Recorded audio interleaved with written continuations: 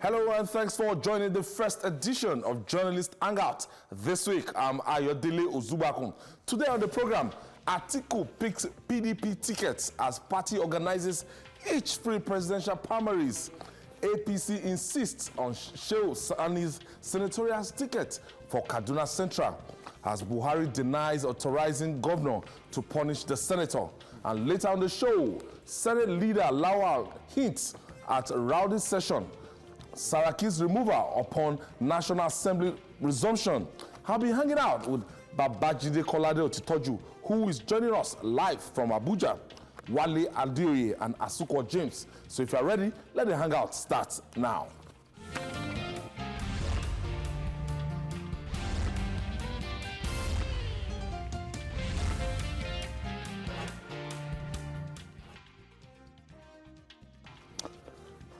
Many thanks for joining us. As always, the legendary Abraham Lincoln is reputed to have clinched the American presidency after several failed elections. Nigeria's President Muhammadu Buhari suffered similar fate before becoming the country's elected leader in 2015 after 3 previous attempts. One of Nigeria's serial presidential contestants, Atiku Abubakar, is inching towards such fate. The former vice president clinched the presidential ticket of the People's Democratic Party, PDP, at the weekend. At the PDP National Convention in Port Harcourt, Rivers State, Atiku polled 1,532 votes to beat 11 other heavyweight aspirants to become the party's flag bearer for the 2019 presidential election.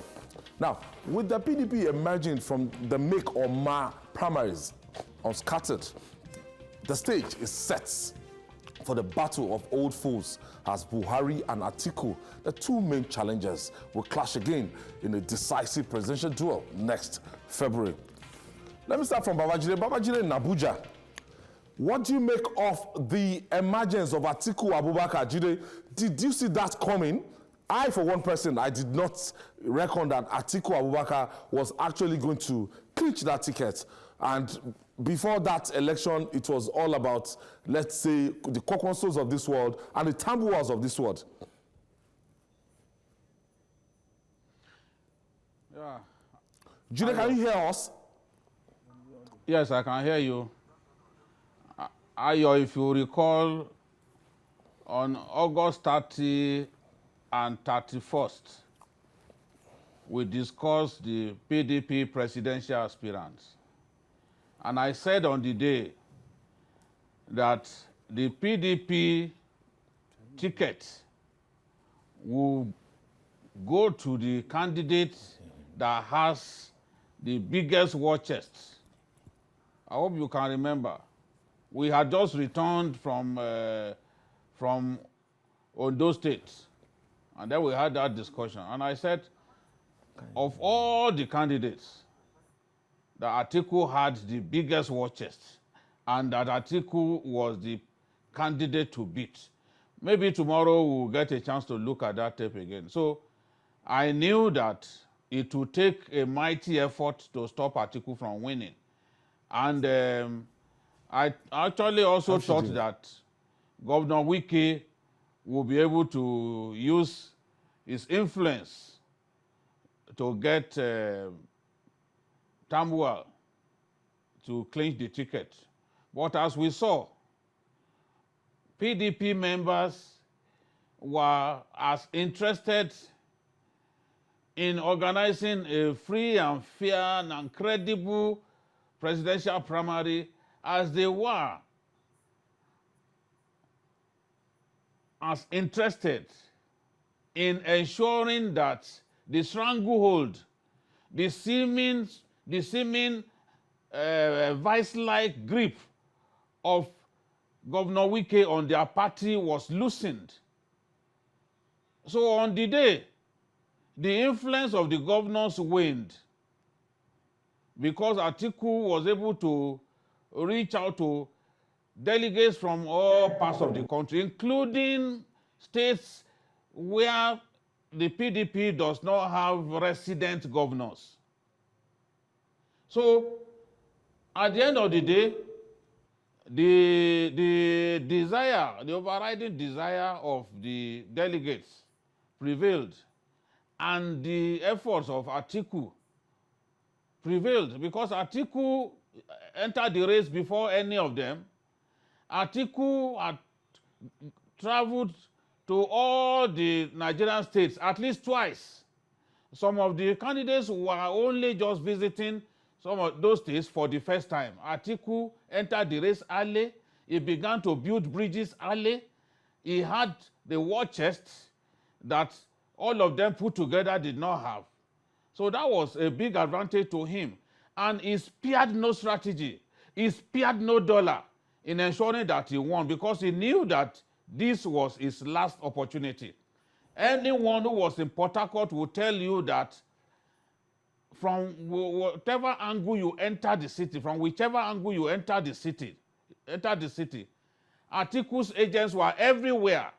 The first question they will ask you is, are you a delegate? If you told them you were a delegate, they will tell you that they had made reservation for you. Hotel reservation. So they made sure that they pampered the delegates, they reached out to them extensively, and at the end of the day,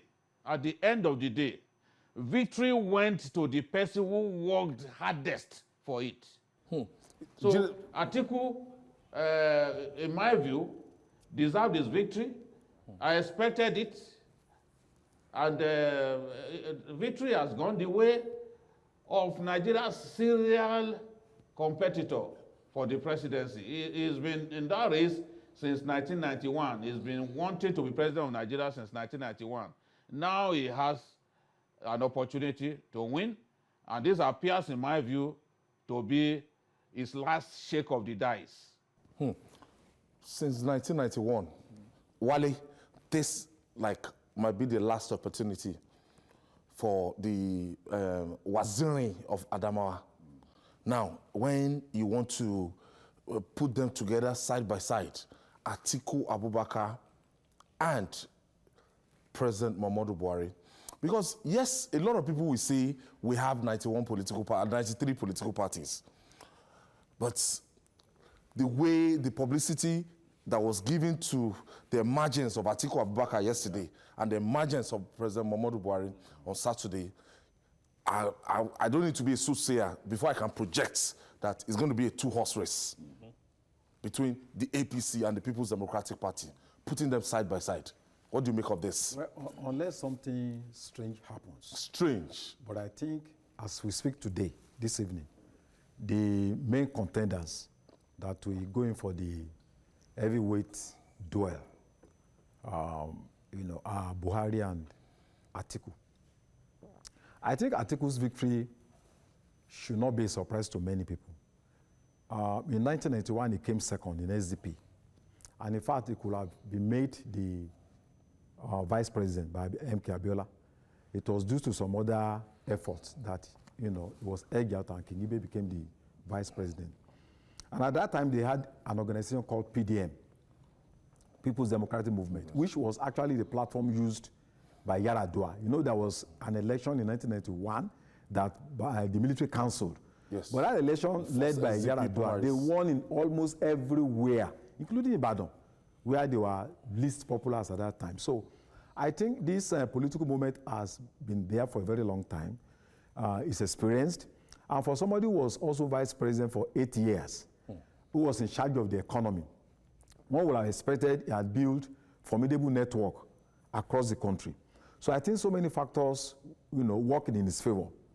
One other factor is the fact that he appeared to have been backed by the northern elite, the power brokers in the north.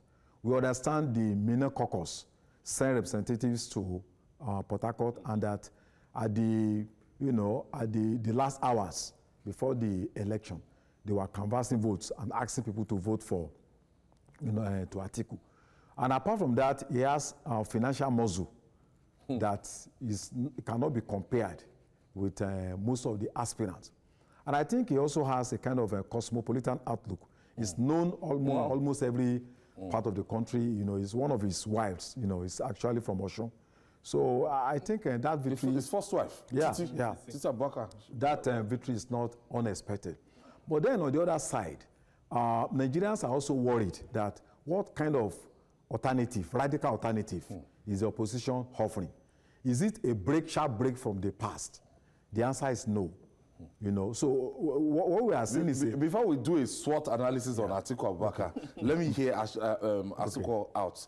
Asuko, when you look at the person of Atiku Abubakar, we used to say it in the newsroom, in terms of his policy papers, in terms of how his level of preparedness, in terms of contact, in terms of his programs.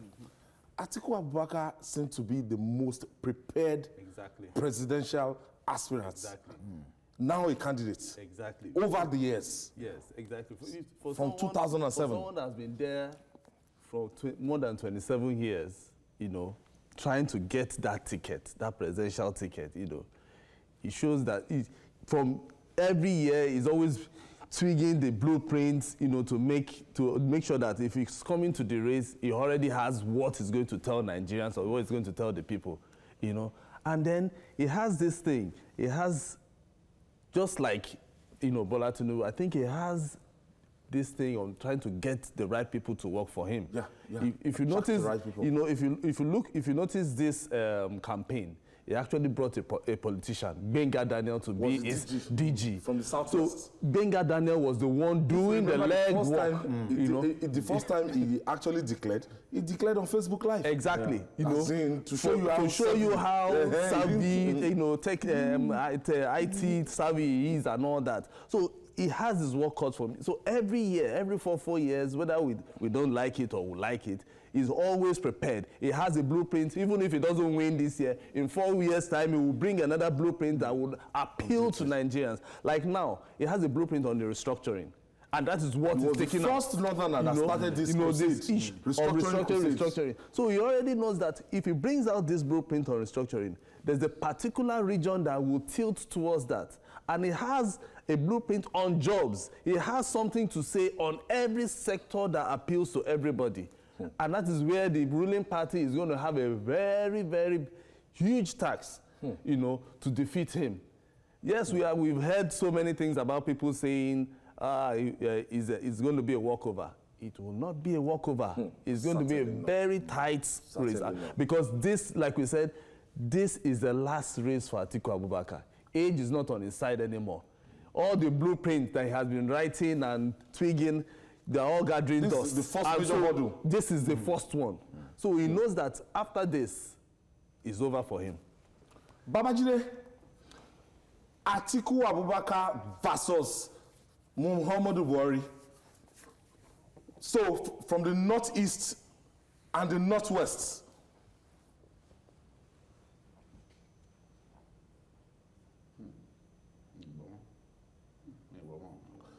Jide, I'm saying it's going to be a race between Atiku Abubakar and the incumbent, Muhammadu Buhari. Yes. What do you make of this? Yes. From our critical analysis across the northeast and the northwest, down to the southwest and the battlegrounds. You know how someone described this contest, Ayo? He says it's like a battle between Triple H and The Undertaker. For lovers of world wrestling entertainment, both are old men, you know. So Triple H, a battle between Triple H and Undertaker looks like what we are about to see. Both are serial contestants. Both of them have contested a number of times, you know. So they have a few things in common. Atiku, this is his last chance, in my view. I don't see him contesting after this, and he knows that he has to give it his best shot. The president is very strong in the northeast, where Atiku comes from. The president has not been defeated in those areas. Not in Adamawa, in Adama, Yobe, Borno. We expect the president to do very well. But there are certain things happening in Adamawa now that makes me think Atiku will carry the day in Adamawa this time around. Some people have said Atiku has never found it easy to defeat the president, even in his home state. That is not exactly true, because if Atiku as vice president delivered the state on the two occasions, 1999 and 2003, you cannot say that Atiku has never defeated Buhari in Adamawa State. But we know now that with a candidate coming from the northeast, some of the votes that used to go to Buhari would likely go to Atiku this time around. And of course, Adamawa has all kinds of crises. APC will struggle to retain Adamawa. In fact, it doesn't look to me like that with the crisis that they have in Adamawa, that APC can retain that state. And will Atiku coming from that state, if you recall the large crowd that received Atiku when he launched his campaign in Adamawa State, you will know that Atiku has succeeded in galvanizing supporters from his home state. So I see him clinching his home state. And I see him doing well in Taraba State as well, which is also in northeastern state. There was so much jubilation in Taraba when Atiku won the election, won the primaries yesterday. There was so much jubilation in Taraba State. And Taraba has always gone to the PDP. So I see Atiku doing well in Taraba State. And then, of course, Gombe State. That's another northeastern state out of the 6. Gombe has always largely always voted the PDP. But in the last election, because of the Buhari sack that we had, they voted for Buhari in the presidential election, but they voted for the PDP in the governorship election. So Gombe has been a PDP state for a long time. And I see Atiku working hard as well. If he has the support of the sitting governor, I see Atiku doing well in that state. So my own evaluation of what's going on is that Atiku will do better in the northeast this time around. But of course, we all know that the bigger chunk of the votes are in the northwest. The only time Buhari didn't earn 12 million votes was the time when he had to contend against Yaradua, also from the same northwest. So this time around, he has tremendous votes from the northwest locked down for him. It will be tough for Atiku to make significant gains in the northwest. But Atiku will do very well in the south of Nigeria. In the south-south, in the southeast, not so much has changed between 2015 and now. People will tell us all kinds of stories. But as I always say in analyzing stuff, time is a gentleman. Time will show clearly that a lot has not changed. Our colleagues, our friends in the southeast have still not embraced Muhammadu Buhari. And you see it on social media, you see it everywhere. It is demonstrated at every opportunity. They've not embraced him. He may have built new roads for them. He may be building roads for them. He may be working hard on the second Niger bridge. But our people in the southeast have still not embraced President Muhammadu Buhari. So I see Atiku defeating Buhari in the southeast and in the south-south as well. So the battle line will be drawn in the southwest.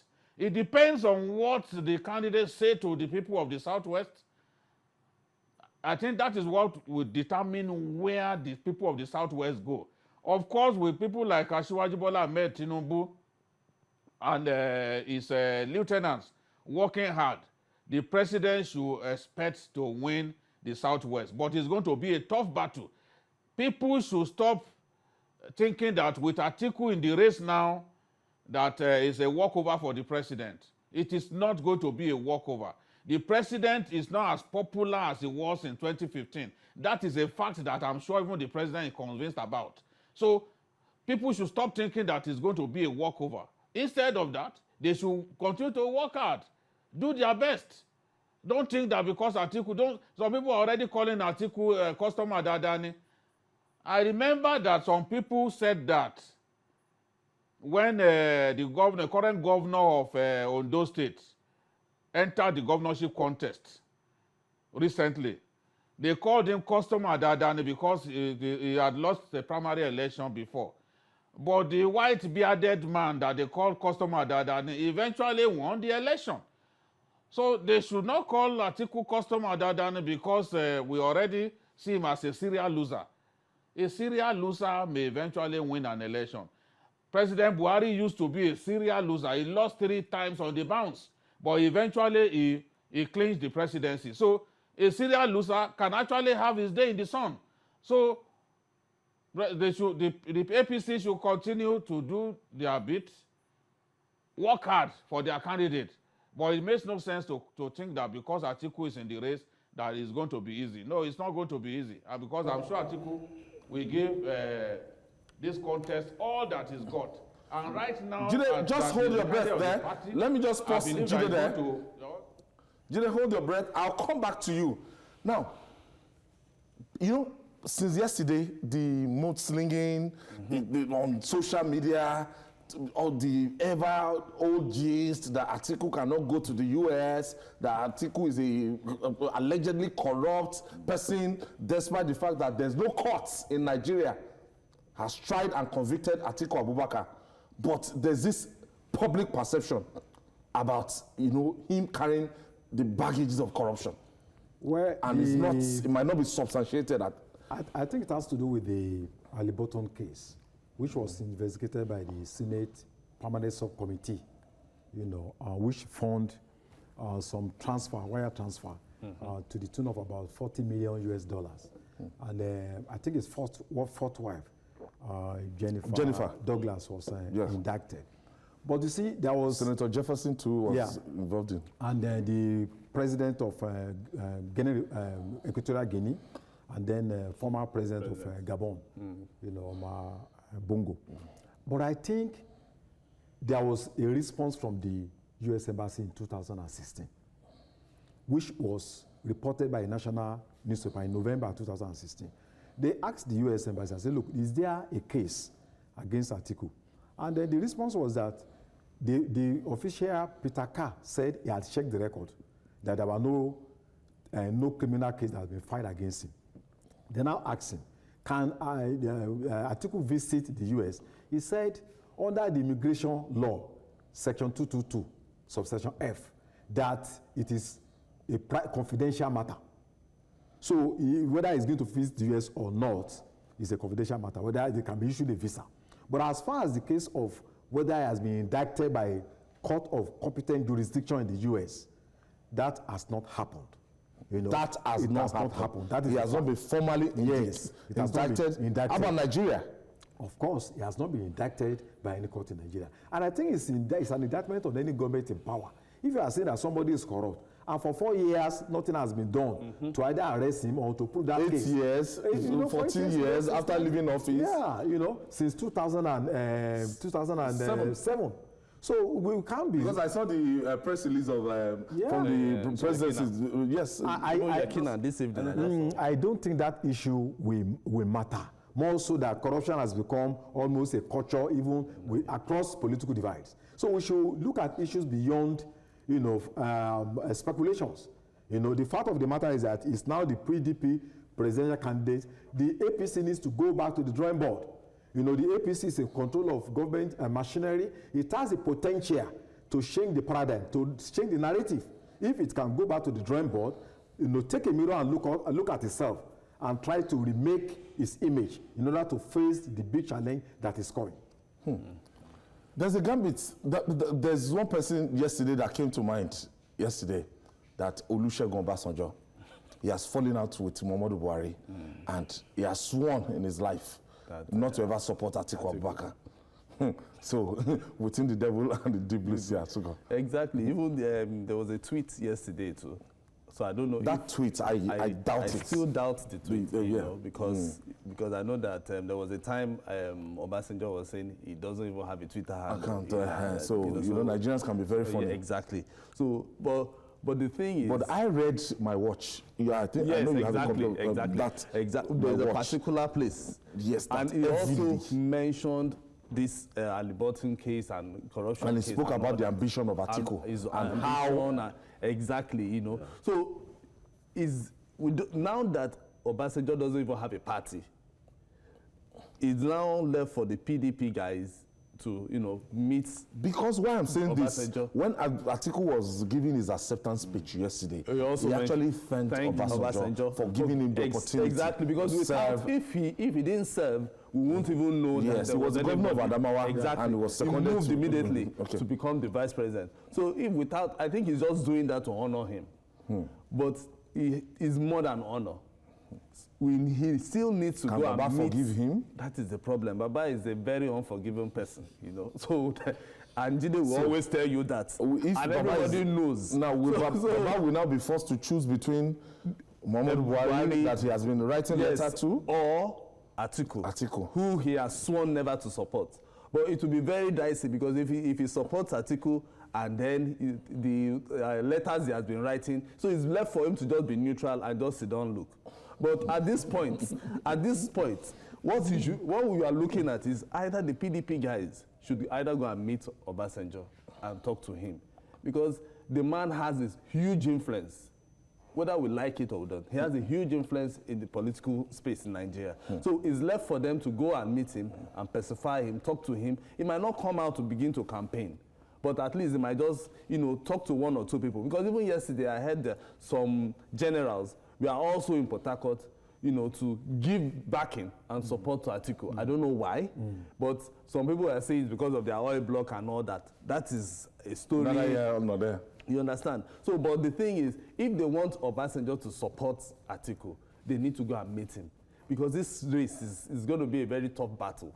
It's going to be a very tough battle.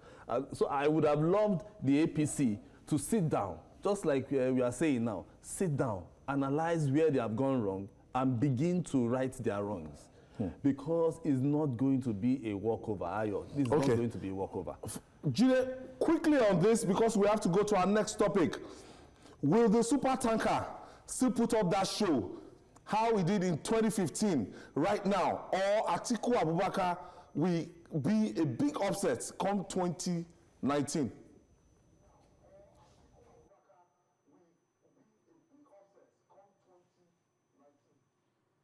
Yeah, I still see Buhari winning the election. I've not seen any reason to think that he will lose the election. But I expect that the race will be close, and I expect that he will work hard to earn his victory. The era of thinking that someone, that victory is guaranteed is gone. We saw what happened in Osun State. If someone told you that out of 6 local governments in Ijesha land, that the APC will lose 4 out of 6, I'm sure you wouldn't have believed. So the era of underrating the opponent is gone. But if you ask me, I still see, when I look at the votes in the Northwest, and when I realize that the Northwest is where Buhari is strongest, he retains his overwhelming popularity in the Northwest. I do not see Atiku really penetrating the Northwest and giving the president a bloody nose in the Northwest. I still see the president winning the Northwest. And the Southwest, after the Northwest, the Southwest has the second largest chunk of eligible voters, just less than 4 million to what you have in the Northwest. And the ruling party, for now, is in control of the Southwest. So that is a good sign for the president. All he has to do is retain the control of those states that he controls currently in this, that his party controls currently in the Southwest. So if he can win 3 or 4 states of the Southwest, if he wins 4 states out of 6 in the Southwest, it will be difficult for Atiku to stop him from winning the election, because he will get tremendous votes in the Northwest, and he will get a good chunk of votes in the Northeast as well. He's not going to do significantly well in the South and the Southeast. That is my own view. But all of this, the quantum of votes in the Northwest, the quantum of votes in the Southwest should be able to deliver victory to the president in the final analysis. Still to come, APC insists on Shehu Sani's senatorial ticket for Kaduna Central as Buhari denies authorizing governor to punish the senator. It's still journalist hangout. I'll take this breather. When we come back, we'll talk more. Please don't touch that dial.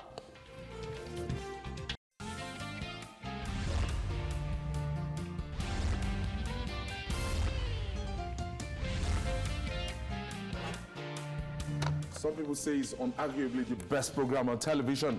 This is Journalist Hangout, and we are reaching you live from Television Continental here in Lagos, Nigeria. Now, the conduct of party primaries by the All Progressives Congress, APC, has witnessed elements of the good, the bad, and the controversial. Many cases of controversies arising from the outcome in many states are yet to be resolved. In Kaduna, the APC National Working Committee, NWC, and the state chapter are still flexing muzzle over who will fly the flag of the party in Kaduna Central Senatorial District, while the state APC declared Ubasani winner of the ticket. The National Publicity Secretary, Yekini Nabena, said the Senator Shehu Sani remained the party's candidate for the district.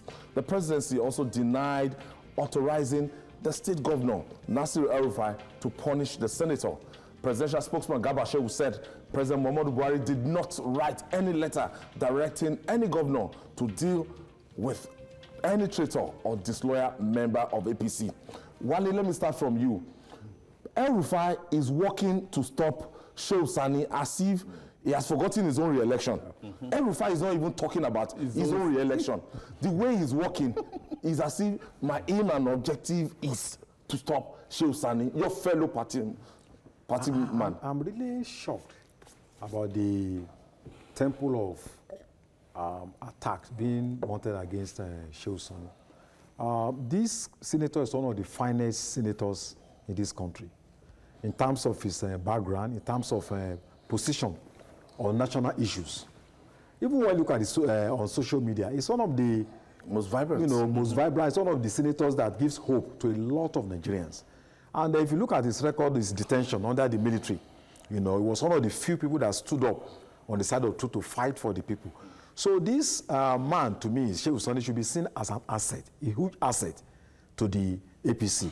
So I'm really surprised that the governor of Kaduna State has made the battle against Shehu Sani as the directive principle of state policy, to ensure that this man does not. I've read all the allegations against. There's nothing substantial, and I think the president should be able to assert his moral authority to say that, look, let this man go back to the Senate. It should be in a position to be able to stop, the meddlesomeness of the governor of Kaduna State. He should be allowed to face his business and allow this man to go back to the Senate. I think, I look at, with all the crisis, he has remained in APC. He has not left. So I don't know why the governor appears to be too difficult a person to be pleased. He wants this man out at all costs, and I think it's just unfair. But Atiku, looking at the letter, the purported letter said to have been written to the president, this thing. And sometimes I get to look at Governor Rufai as very petty, because, I don't know, there's a budget that was earmarked to punish disloyal party members. And he said it's across board. Across board, and reminding Mr. President. In fact, if I were to be in the presidency, I would tell El-Rufai to apologize publicly to the party, because it's insulting to say that there's a particular 400 million being kept by governors, for airing senators. No. That, just like you said, it's just being petty. I saw some of the allegation that, that if he gets there, he's the one that's been abusing the president, he's the one that said something about deodorant and all that. A sitting governor, an executive governor, Ayo, one we call His Excellency, shouldn't be bringing out such a letter. And just like you said, in the next couple of months, this same governor will also be battling to even retain his own seat He's not even sure if he will win that seat. Yeah. And these are some of the people that are even causing problem for both the party as well as the president. Because when once you have issues with just one person, a popular senator in your state, the president will be, rather than the president sitting down and analyzing and thinking of other things, he will be fighting, he will be thinking of how to settle matters, just state matters. Matters that maybe Adams or Shomole is supposed to settle, or even the governor is just supposed to just call the person and settle on the round table. This is not issues that even the president is supposed to write a memo or a letter at all. You know, because the issues about the senators have already been settled by Adams or Shomole. That, okay, those who did not defect, at least they should be able to have automatic tickets. Even if they don't even say it. But at least you know that this person did not defect. And the president holds this person in high esteem. Why not respect the president for once? You're supposed to give the president the respect and say, okay, fine. Not that you now write the president and tell the president why this man should not be a member of the party. Shehu Sani has, for me, just like you're saying, is one of the beautiful brides, whether you like it.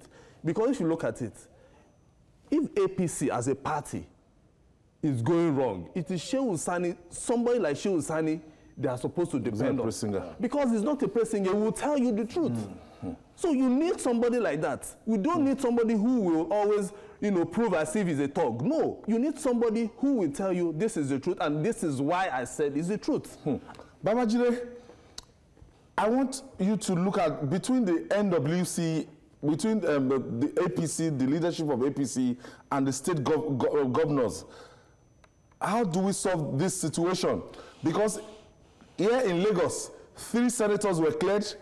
Other aspirants, Pepe, Bayoshinowo, and the rest, they were not cleared. They are not in the list of the All Progressive Congress headquarters. The same thing, Senator Ajayi Boroface, he was cleared. Other people were not cleared. The people like the former speaker in Ondo State, Victor Olabinton, he was not cleared to run that race just because the APC promised these people that they want them, that they stuck with the party. We are going to give you automatic tickets. What do you make of this situation?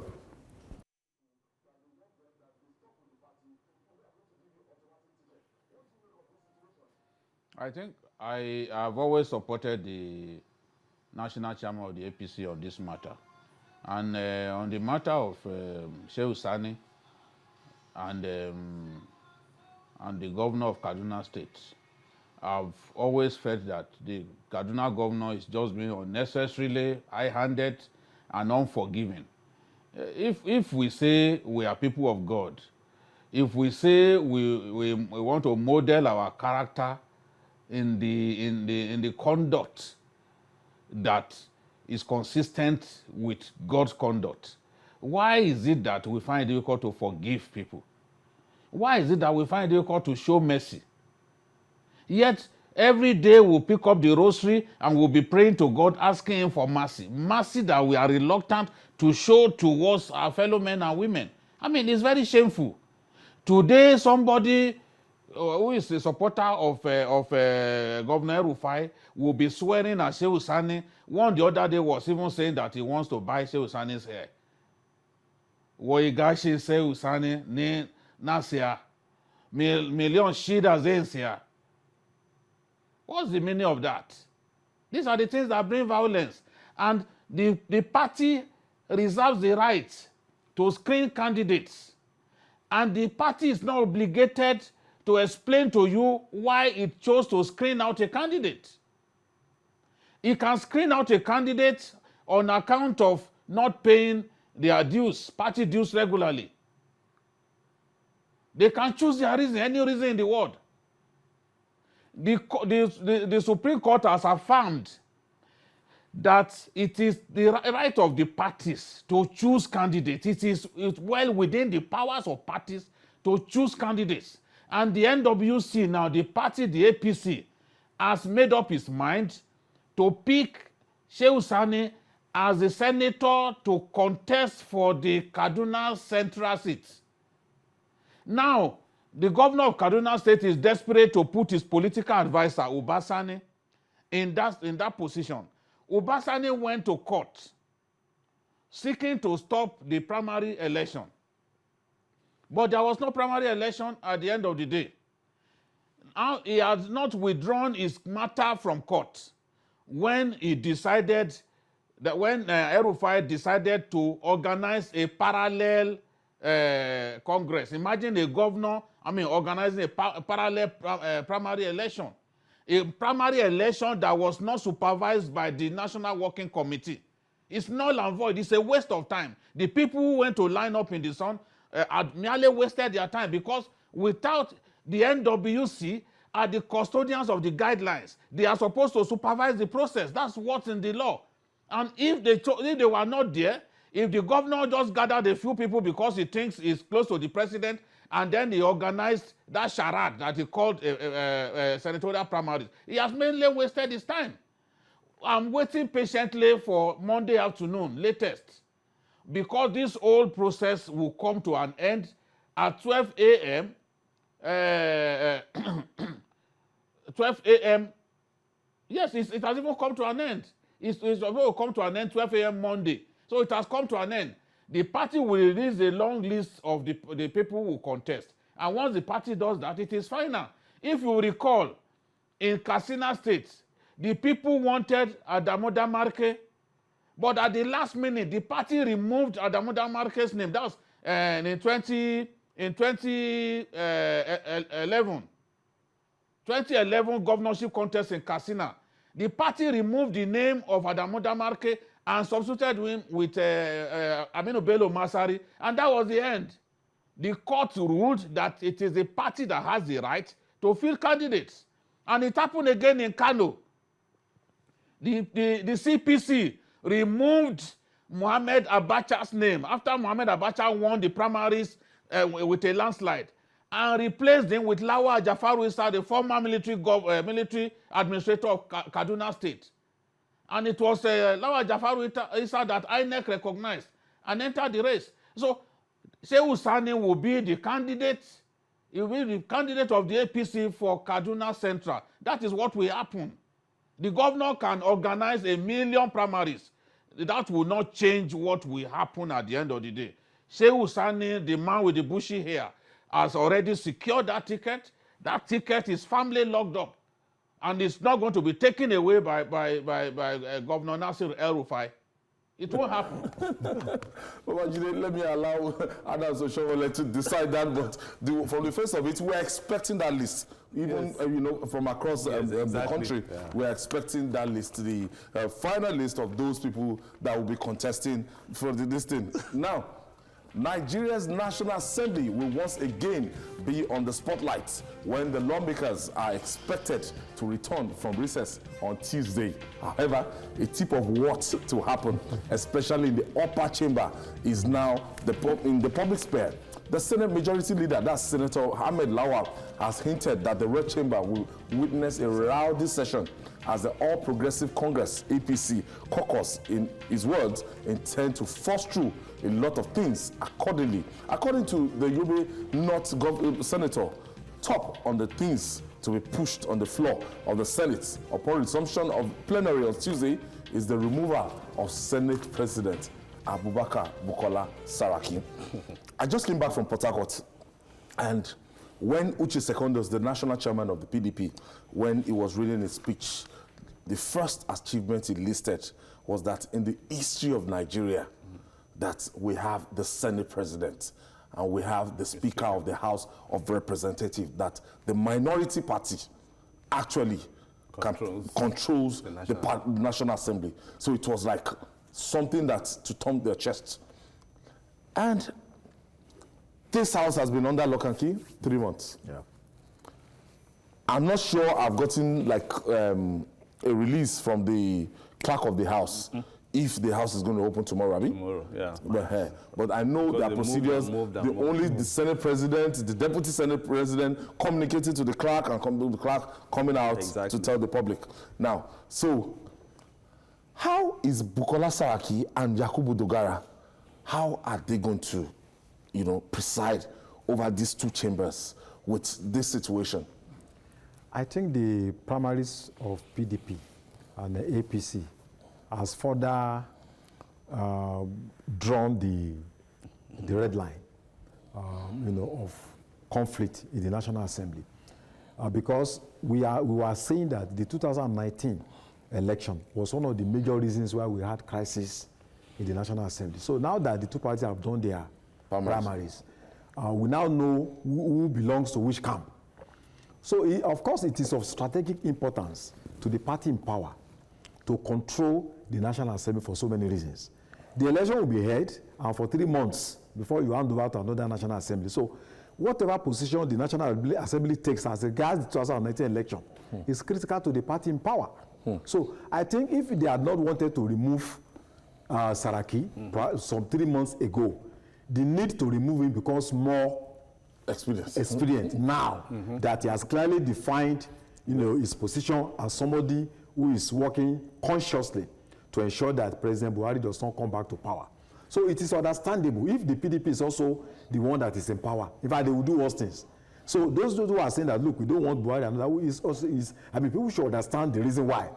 Because as Senate President, there are a lot of perks and privileges that could be dispensed to ensure you empower people as the election draws there. So if you now submit that sovereignty to somebody in opposition, it's going to be at the peril of the government in power. But what we are saying is that whatever the government wants to do, it must be in consonance with legal processes. So it's really going to be very tough. But I'm also sure the Saraki group, they are not sleeping at all on their own. So it depends on the ability to negotiate, ability to seek alignment and realignment. Because now you are not sure of which party.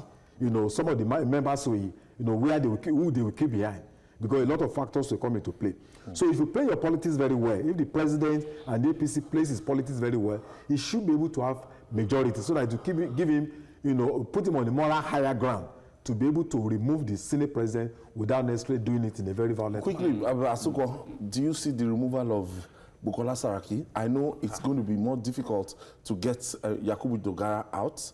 I know it's going to be because of the requirements and everything, but do you see the removal of Bukola Saraki? It's very difficult, Ayo. It will be for you to get to third, there are different interpretations to it. Yes, maybe the ones that are out of the 109 or the number of people that attended that. Whatever interpretation that you want to see it, it will be difficult. Okay. Because right now, just like you are saying, the APC, they are planning as well as the PDP. And with the way things have been going, it's like even the PDP, they're always ahead of the APC when it comes to matters like this. You understand? So it means I'm very sure they are not even sitting, they are not even thinking about how tomorrow, whether they will even go for the plenary tomorrow. So the thing is, even if they go there, they can't remove him because it will be very difficult. Babajide, the Senate President has locked the National Assembly. They've been on recess 3 months now. 3 months, and the House leader is giving a kind of hint that it's going to be rowdy, that their first priority is going to be the removal of Bukola Saraki. Do you see this playing out? And if failure to remove Bukola Saraki, do you see peace in that house?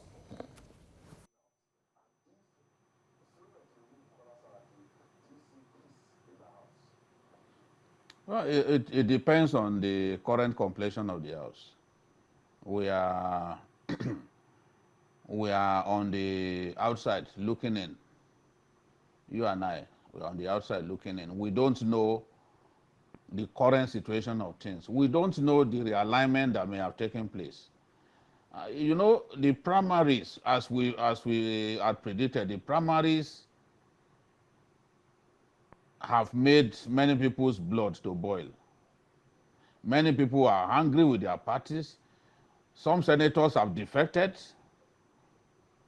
So, and some senators who have not defected, they've lost their seats. So the desire to remove Bukola Saraki lawfully at that time may have waned, because everything that Oshomole was trying to do was to live up to his promise to these senators that, look, you have supported the party at the time that the party needed you most. You stuck with the party. You backed the party. You showed loyalty to the president and the leadership of the party. And we want to reward you by having you get automatic tickets. But we've seen greedy governors, some of them who had been in the National Assembly before, determined to return to the National Assembly and snatching the seats of the same senators that Oshiomhole had made promises to. The same senators that stood by the party when the party needed them desperately. Now, if your seat has been taken away, then ammunition has been given to Bukola Saraki to be able to talk to you, to be able to convince you to fight on his side. Because how do you get someone whose ticket was taken away by an APC governor to not support Bukola Saraki, who has given him a shoulder to cry on? So this is the situation. Look at the young man, Akanbi from Oyo State, who came out to say the Senate president lied when he said that he had moved to the PDP. Where is he today? His ticket has been taken away and he has defected to another party. So whatever calculations we made before the break in terms of how many people are with the APC, how many senators are with the APC, or how many senators are with the PDP, or how many senators are with ABGA or ADC, all of that has changed, all of that. I want to thank you, Babajide Kolade Otitoju, the maestro around in-house, and Jide is busy in Abuja, and I'm sure if he's not back in Lagos tomorrow, we're going to do it again. Babajide, thank you so much. And on a final note, House of Representatives, Yakubu Dogara? Yeah, it's going to be the same expectation. There will be attempts to remove him, and the party APC has gone clearly to the PDP now, so the battle line is drawn. So, but I think the APC will be more concerned about getting out the Senate president, who appears to be the arrowhead of the opposition. Exactly, it's always the arrowhead. To me, I just think they should just allow peace reign. It's just 4 months to their election, you know. So let's have peace for once. They have shut down the National Assembly for a very long time because of their selfish ambition. You know, let's just have peace. Nigerians want peace. Leave their best anyhow they want to do it. My own is, I'm not sure, I keep saying it, I'm not sure they will be able to remove Saraki because it's too late. Because it's too late. All right, I want to thank you, Azuko James. Thank you so much for being part of this edition. Yeah, I want to thank you.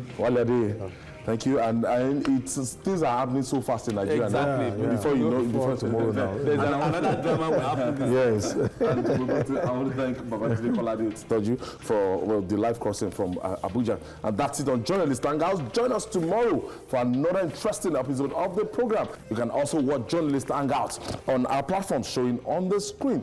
We're also live on YouTube. That's youtube.com/TVC News Nigeria. Our feedback channel is Journalist Hangout at tvcnews.tv. I'm Ayodele Uzubahon. See you tomorrow, and God bless the Federal Republic of Nigeria.